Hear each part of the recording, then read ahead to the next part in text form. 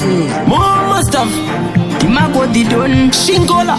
Dynamite Chingola wegwa mako andisira iti Mosttivity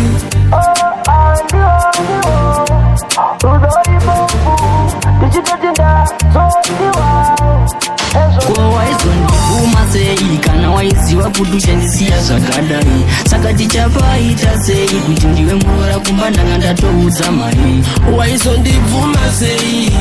Saka ndichaita sei Kuna mama ndichati waita sei Wakataza kundiuza sei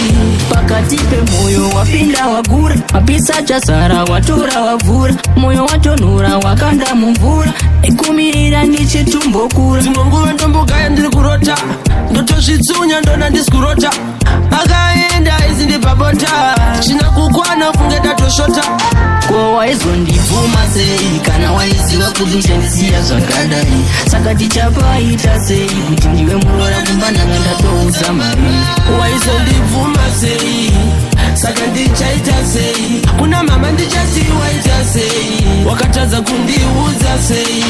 Ndakazotadza papi zvaita kuti nhasi uno uzondikawa sebhora Ndaitoita zvese wandikuzama kukufadza but ndiwe wakandiitaura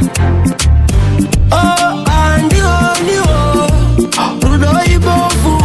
Tichitoti ndazodiwa Hezvo ndakandiwa sei kana waiziwa kudusha ndisiya zvakadai Saka tichapaita sei kuti ndiwe murora kumbanda nganda touza mari Waizo ndibvuma sei Saka ndichaita sei Kuna mama ndichati waita sei Wakataza kundiuza sei Pakati pemoyo wapinda wagura Mapisa chasara watora wavura Moyo watonura wakanda mumvura Ekumirira ndichitumbo kura Zimunguwe ndombo gaya ndiri kurota Ndoto shitsunya ndona ndisikurota Akaenda izi ndipabota China kukwana funge datoshota Kwa waizo ndivuma sei Kana waiziwa kudusha ndisiya zvakadai Saka tichapaita sei kuti ndiwe murora kumbanda nganda touza mari Waizo ndivuma sei Saka ndichaita sei Kuna mama ndichati waita sei Wakataza kundiuza sei